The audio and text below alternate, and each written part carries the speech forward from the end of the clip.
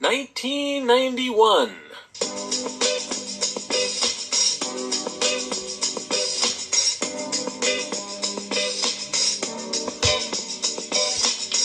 The United States begins and ends Operation Desert Storm in response to the Iraq invasion of Kuwait, resulting in sanctions that would see further military action throughout the 1990s. The Soviet Union is formally dissolved, officially ending the Cold War.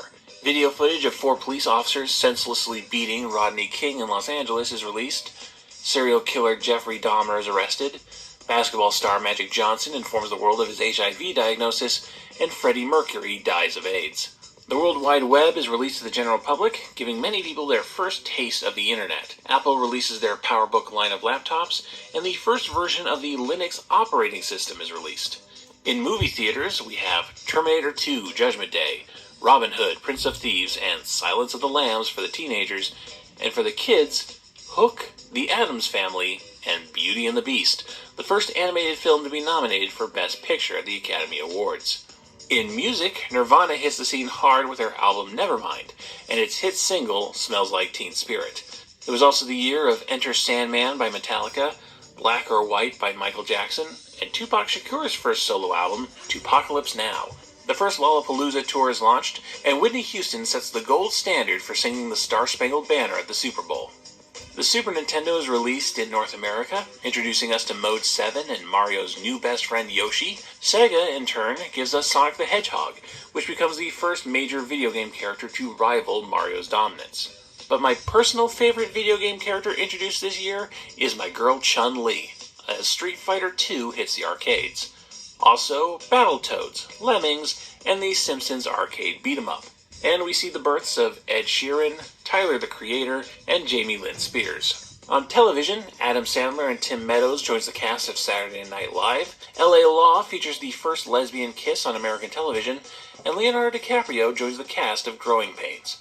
Viacom's Ha and HBO's Comedy Channel merge to become Comedy Central, and Turner Broadcasting purchases the animation library of Hanna-Barbera for $320 million. Jim Henson Productions brings Disney's prehistoric family sitcom Dinosaurs to life. Tim Allen becomes a household name with Home Improvement, and MTV premieres their animation showcase, Liquid Television, introducing the world to Aeon Flux. In the world of children's television, Darkwing Duck joins the Disney afternoon, PBS premieres its first game show, Where in the World is Carmen Sandiego, and the Tasmanian Devil gets his own show with Tasmania. Plus, Back to the Future, the animated series, Toxic Crusaders, The Pirates of Darkwater, Little Dracula, Bucky O'Hare and the Toad Wars, Yo Yogi, Pro Stars, Hammerman, and James Bond Jr. As for Nickelodeon, well, this is 1991. There has never been a bigger, more defining year for a cable channel than Nickelodeon in 1991. Live-action production was in full swing at Nickelodeon Studios at Universal Studios Florida, and after years of development, the channel finally premiered its first 3, if you don't count Count Duckula, animated shows, the much-beloved Nicktoons.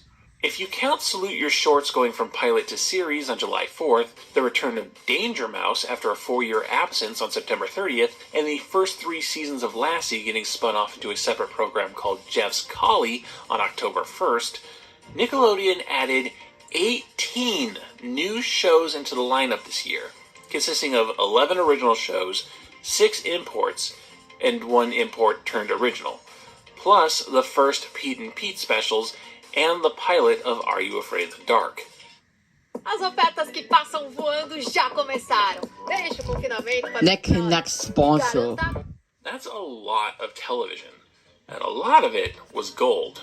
Of course, to make room for all that, some shows had to go. The Nickelodeon Studios promoting variety show Outta Here was Outta There on January 4th. Charming Canadian preschooler show Today Special ended its 9-year run on the channel on April 30th. Teen talk show Don't Just Sit There was dropped on May 25th. The French animated fantasy adventure Spartacus and the Sun Beneath the Sea aired its last on July 28th. Skateboarding hobbyist program Skate TV left on September 28th. The first run of Cartoon Kablooey ended on September 29th, and 2 of the channel's game shows, Think Fast and Make the Grade, were dropped on June 29th and December 29th, respectively. But that's still almost a 2-to-1 ratio of new programming to old discarded programming, meaning the channel was bursting at the seams with content. But before we get into that, let's go over to